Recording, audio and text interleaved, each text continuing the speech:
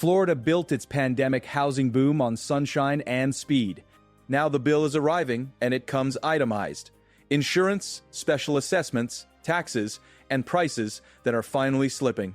Start on the West Coast. The Northport Bradenton Sarasota Metro led a National League table by dropping 8.6% in median listing price over the past 12 months, landing at $478,800. That single line on a chart captures something bigger sprawling across the state. Out of the nation's 100 largest metros, 6 of the 10 steepest year-over-year price falls are in Florida. The list reads like a roadmap you could draw with your finger along the Gulf and up the Atlantic. Cape Coral, Fort Myers, Lakeland Winter Haven, Deltona Daytona Beach, Ormond Beach, Tampa, St. Chatara, Petersburg, Clearwater, Jacksonville. Prices built a tower from 2020 to 2020. Now gravity is doing its work. What happened is simple to say and painful to carry. Florida's median sale price jumped 23.8% year over year in May 2022, reaching $405,900.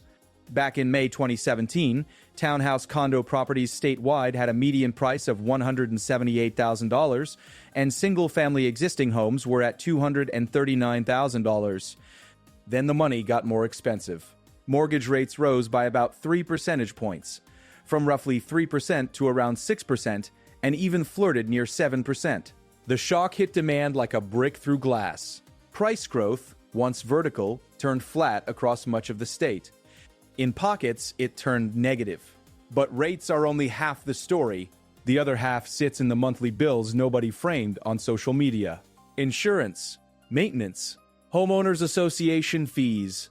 Florida's carrying costs swelled, and the multiplier effect shows up in listings. Where demand is soft and inventory balloons, prices move. Signals suggest those ancillary costs have kept buyers on the sidelines even when sellers trim list prices. That's how you get 6 Florida metros among the 10 fastest year-over-year price drops out of the 100 largest. That's how you get a median listing price in Northport down 8.6% to $478,000. $800 within a year in a place that not long ago felt weightless. There's also a structural force that no owner can ignore. 98 lives were lost when Champlain Towers South collapsed in Surfside in 2021. The aftermath reshaped the rules for condominiums. Associations now face strict requirements to fund maintenance and complete building safety work that for years was deferred or paid lip service. Statewide, condo prices have come under new pressure. In the first half of 2025, Florida's median listing prices were down 6% compared to the same period in 2023, with plummeting condo prices cited as a major driver. The costs behind that shift are tangible. Special assessments, reserve studies, concrete fixes, not just as a metaphor. And then there's the migration boomerang. During 2020, Florida welcomed a surge of new residents, many freed by remote work. Some of those remote roles now require a return to the office. Signals suggest that return to office pullback, paired with higher costs, has turned some pandemic buyers into 2025 sellers. In parts of the West Coast market, one agent's pipeline once included 15 to 20% Canadian buyers. Strains in cross-border dynamics have nudged some of those Canadians to list, reducing a dependable slice of demand. The result is a smaller, more cost-conscious pool of buyers staring at a larger choice set. Competition now tilts toward patience and negotiation rather than bidding wars. On the maps of the next year, forecasts underscore the turn. Looking to 2026, price growth is expected to cool dramatically in select Florida metros. Cape Coral sits at the top with a projected 10.2% drop year over year. Northport follows at negative 8.9%. Deltona could slip 3.6%. Tampa, too. The Tampa St. Petersburg Clearwater Metro lands at a projected 3.6% decline. Nationally, the baseline expectation is a modest 2.2% rise, but almost a quarter of the 100 largest markets are projected to post outright declines. Florida leads that pack, again. And this isn't coming out of nowhere. In September, Cape Coral already posted a 7.1% annual home price decline, the second largest nationwide that month. Layer in the human math. One family's story turns abstractions into line items. Eric Johnson purchased a condo unit in Jensen Beach in 2017 for $209,000. The place felt like a home with larger rooms and a layout that didn't mimic a hotel. Pet-friendly, steps from the beach, and by 2019, the family was in Florida. Then came the inspections. In 2023, engineers told the condo community, Villa del Sol, that necessary repairs would total roughly $3.10 million. Divided across the building, that came to about $43,000 per unit. The Johnsons took out a second mortgage to pay their share. They had choices on paper. In practice, the neighborhood's values had risen with the tide of 2021 and 2022. Moving would have been a wash at best. The deeper damage hid in the structure. By August 2024, 3 buildings at Villa del Sol were deemed unsafe to live in. Residents were evacuated. The Johnsons had hours to pack.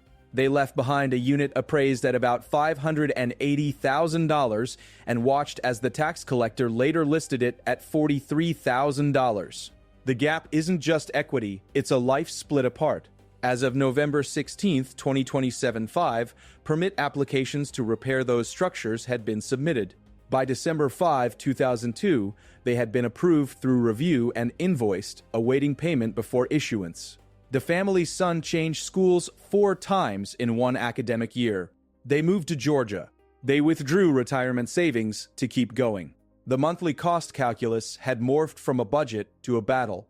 This is the knife's edge between policy and people. After Surfside, the safety legislation forced hard truths into the open. For years, buildings ran lean on reserves. Now, associations have to fund structural work and inspections at a level that keeps concrete and steel honest. Some owners, especially in older coastal properties, are facing special assessments in the tens of thousands per unit, plus permanently higher reserves and monthly HOA dues that are multiples of what they once paid. Specific experiences vary by building and by city, but the through line is clear. The carrying cost of a condo has risen enough to push marginal buyers and owners to reconsider. In markets that were scorching in 2022, that's more than enough to flip the signal from shortage to surplus. Florida's affordability problem, then, is two-sided. On the price sticker, many homes still reflect the pandemic bump. On the ledger, monthly expenses swell. One owner might have aimed to keep total monthly housing costs below $2,200 or $2,300 and found it impossible after factoring in insurance and association fees. Another might have watched their annual homeowner's insurance rise to $2,300. A community a few miles inland, far from beachfront exposure, might still be bound by the same reserve rules as a tower on the water. One size fits all, owners say. In practice, each building's bill is unique, but the new floor is high. If you widen the lens, the macro forces are visible all at once. Florida's long-running population magnetism intensified in 2020. Residents arrived from the Northeast, from Illinois, from California. The inventory in 2017 through 2019 was already tight. Then it got tighter. With mortgage rates low and entire families working and schooling from home, shopping for houses became the national pastime. It wasn't just snowbirds and retirees. It was managers, engineers, teachers, founders. Prices rose faster in Florida than in many other states. And while taxes were relatively moderate for long-time residents, new arrivals sometimes discovered their tax bill could be 4 to 5 times higher than the neighbors. When that happens in the same subdivision, it stings. The other side of the ledger, insurers and litigators, pushed in the same direction. Litigation and fraud issues had pumped up the cost of insuring a home in Florida even before hurricane seasons grew more severe. Then came the storm years. Premiums rose again. On top of that, condo safety legislation demanded reserve funding and led to waves of special assessments. Notices went out. In some coastal communities, owners listed en masse. Piles of condo supply met a thinner crowd of buyers. Many of those units, especially with substantial assessments due, sat unsold. Prices started to correct. But for single-family homes in desirable neighborhoods, sticker prices often remained stable, just at a higher plateau. The market bifurcated. In the midst of this, Tampa Bay stands as a connected system. Tampa, St. Petersburg, Clearwater, and the surrounding communities function as one market rather than isolated cities. Downtown cores like Channelside, Water Street, Midtown, and Ybor City pull in capital, people, and policy attention. Decisions in these districts echo through the region's neighborhoods and suburbs, shaping what gets built and who can afford to live there. Even in an environment where Florida contributes 6 of the 10 largest price drops among major U.S. metros, Tampa Bay remains intensely active. Yet the projection for 2026 says the metro could see a 3.6% decline in price growth. For developers and owners, that's a recalibration, not a vacuum. It might be tempting to call the shift a crash. The numbers argue for something subtler. Across Florida's 8 largest metros, median sale prices for existing homes and condos are expected to fall an average of 1.9% in 2026. That's not a free fall. It's a controlled slide from peaks built during a once-in-a-century work-from-anywhere experiment. It's also counter to the national baseline of a 2.2% increase expected the same year. For buyers waiting out the frenzy, a negative 1.9% statewide average paired with swelling inventory is a welcome change. For sellers who anchored to 22 square 2 comparables, it's a reset. Cape Coral tells that story in sharper relief. During the COVID years, one local leader said, prices there rose by a staggering 65 to 70%. After Hurricane Ian, conditions changed. More homes became available and sales slowed. Insurance costs climbed. Mortgage rates remained elevated. In September, an annual price drop of 7.1% flashed across the data. Looking into 2026, the projected 10.2% decline is the steepest in the country's top 10 cooling markets. Northport, a bit north along the Gulf, carries the second largest projected pullback at negative 8.9%. Deltona, on the Atlantic corridor, sits at negative 3.6%. Tampa aligns with Deltona at negative 3.6%. The pattern is geographic and economic, west to east and back again. Inventory is the pivot point linking all of this. During the pandemic, buyers chased limited stock. Builders ramped up. New single-family communities and multifamily projects poured out of the pipeline. Now, as those units hit the market against a backdrop of higher rates and higher carrying costs, listings outnumber the immediate qualified demand in many zip codes.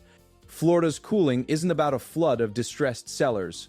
It's about the arithmetic of more choices and fewer bidders. Sellers who priced for a 22-1 bidding war are finding they must cut. Others pull their listings and wait. One more layer reshapes the state's north-south divide. Ultra-luxury refuses to blink. In Manalapan, a quiet buyer assembled nearly $170 worth of property in 2 years, including a 16,000-square-foot modern compound under contract at $75 million on land once owned by Billy Joel.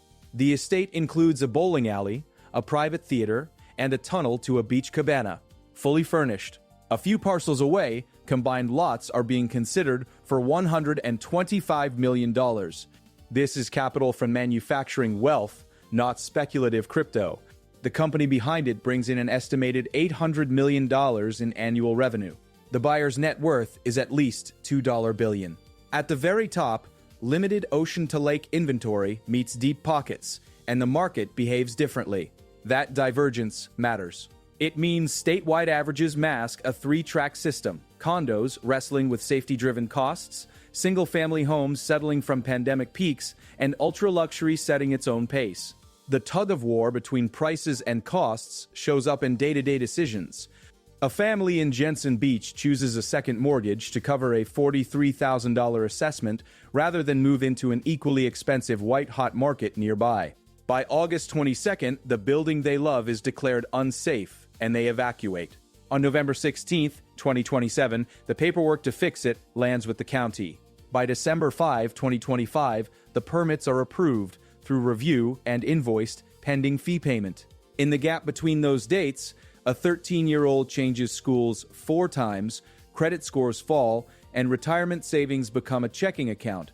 Behind every percentage point in a chart like negative 8.6% or negative 3.6% is a spreadsheet and a kitchen table. So who's affected? Start with coastal condo owners in buildings older than their mortgages. Safety mandates require reserve funds and major system repairs, roofs, electrical boxes, concrete restoration. For some communities, the tally runs into the millions, as with that $3.10 million estimate at Villa del Sol. Spread across, say, 70 units, that would average around $40,000 to $4,285, but actual allocations vary widely by building size and scope of work. For single-family owners, away from the shoreline, carrying costs still bite. But insurance premiums climb. Property taxes adjust. New residents sometimes see bills 4 to 5 times higher than longer-tenured neighbors. Buyers look harder at the monthly all-in cost, not just the purchase price. Sellers with the flexibility to wait. Those who misprice adjust downward or offer concessions. Markets built on migration feel the ripple when the destination becomes more expensive to carry. Remote workers called back to offices out of state list their Florida homes. Some Canadian buyers step out of the market and, in some cases, sell. That's a direct subtraction from demand on Florida's west coast, where Canadians once reflected 15 to 20% of a given agent's clients.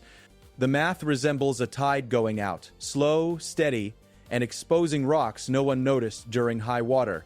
Even in this cooling, activity pulses through Florida's urban nodes. In Tampa Bay, development continues to orbit job growth. The downtown core of Tampa, Channelside, Water Street, Midtown, and Ybor City compete and complement each other.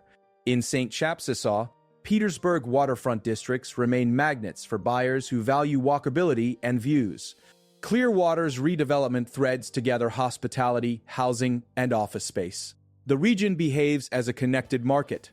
A pricing shift in one corner influences listing strategy a few miles away. But against that hum comes the forecast, a 3.6% price growth decline in 2026 for the broader Tampa metro. That implies a different discipline for developers, builders, and sellers alike. If you stack the immediate numbers against the horizon, two faces emerge. The near view says Florida continues to cool in specific metros. Northport's median listing price fell 8.6% to $478,800 over 12 months. Cape Coral is projected to drop 10.2% in 26. Deltona and Tampa each at negative 3.6%. Across Florida's 8 largest metros, an average 1.9% decline next year. The far view says the country as a whole may still notch a 2.2% rise. In the middle lies uncertainty, and policy can tip it. One policy to watch is massive. Eliminating property taxes on owner-occupied homes has been floated at the highest levels in Florida. If enacted, the effect on values could be immediate and sharp. Lower carrying costs typically expand what buyers can afford on paper. That's not a guarantee that prices shoot up, but signals suggest the move would put a floor under neighborhoods now wobbling and could stimulate demand in 2026. The other policy axis is condo safety reform implementation. The state already extended timelines for certain assessments and gave some associations more flexibility. If additional adjustments come through, say, more time to build reserves or targeted relief for inland properties, the pressure on monthly HOA dues and special assessments could ease. If not, owners may continue to list units en masse, and inventory could keep stacking. There's also the interest rate wildcard. A Florida agent on the West Coast put it plainly. A sustained move under 5% would reignite buyer interest. The reason isn't mysterious. At 4-point-something%, monthly payments drop meaningfully, unlocking borrowers who were priced out at 6 or 7.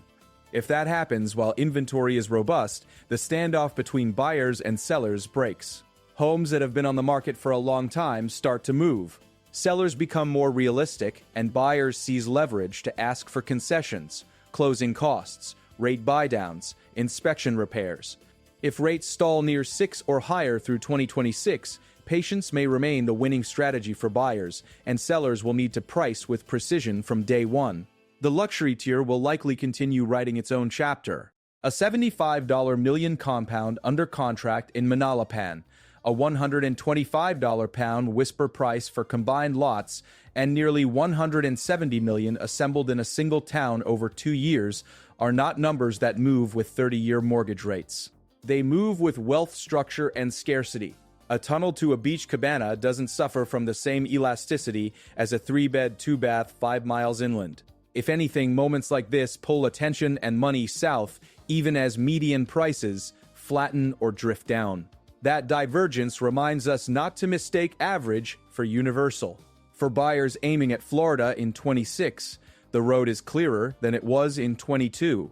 In metros like Cape Coral, Northport, Deltona, and Tampa, projected price declines of 10.2%, 8.9%, 3.6%, and 3.6% respectively suggest more negotiating room. Statewide, a 1.9% average decline across the 8 largest metros, plus a 6% statewide listing price dip in the first half of 2025 versus 2023, points to a cooling corridor rather than a cliff. For condominium shoppers, the homework is heavier. Ask for the Structural Integrity Reserve Study, understand the timetable and dollar size of any special assessments, and price into your monthly budget what the HOA dues will be after reserve requirements bite. For single-family buyers, watch insurance quotes and be honest about the trade-off between location and carrying cost. For sellers, strategy beats nostalgia. If you list at a number that made sense in May 2002, you'll sit. Price for the market you have, not the one you remember. In many metros, that means starting where the comps point today, being open to concessions, and adjusting quickly if traffic is light.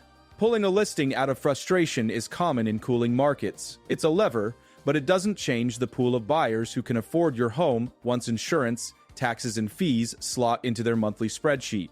And for owners in condo communities facing safety work, the most important act is collective and unglamorous. Build the reserves. Communicate the timeline. Secure and sequence permits. As of December 5, 2025, one Jensen Beach community had repair permits approved through review and invoiced, waiting for a fee to be paid before issuance. That's the sort of administrative hinge upon which entire neighborhoods swing. The sooner buildings move from paperwork to concrete, the sooner units can return to the market as safe, financeable homes. Pull back one last time. The Florida story is not singular. It's a constellation of metros tracing the Gulf and the Atlantic, urban infill and suburban edge, condo towers and cul-de-sacs. In the near term, the base case is this. In 26, Florida's 8 largest metros collectively post around a 1.9% decline in median sale prices, with sharper drops concentrated in Cape Coral at negative 10.2% and Northport at negative 8.9%, and notable easing in Deltona and Tampa at negative 3.6% each. Inventory remains elevated, buyers carry more leverage, and sellers price to current demand rather than to memory. 2 markers to watch could tilt that base case. First, policy on property taxes for owner-occupied homes. Any enacted reduction, especially elimination, would lower carrying costs and could lift values rapidly in 26. Second, the path of condo safety mandates. If timelines stretch further or relief is targeted by geography, HOA dues and special assessments may stabilize, drawing buyers back into the condo segment and tightening inventory. On the upside, even modest mortgage rate easing could unlock demand faster than sellers expect. On the downside, if insurance premiums or special assessments climb further, more owners may list at once, deepening inventory and pressuring prices in specific coastal corridors. Florida remains resilient, restless, and in motion. Tampa Bay still operates as a single buzzing market where a tower in Water Street and a house in Clearwater feel more connected than their bridges suggest. Northport's $478,000 median listing line, down 8.6%, is a dot on a larger curve. Cape Coral's negative 10.2% projection is part of a cycle, not a verdict. And a 16,000 square foot Manalapan compound under contract at $70 to $5 keeps the ultra high-end tide moving, no matter what the mid-market faces. The next year isn't about panic, it's about precision. If you buy, own, or sell in Florida, tie every decision to the numbers. Insurance quotes, HOA dues, assessments, taxes, and the price trajectory in your exact metro, so your plan is as concrete as the buildings that now have to prove their strength. If this helped you see the moving parts more clearly, share it with one person who's making a Florida housing decision in 26.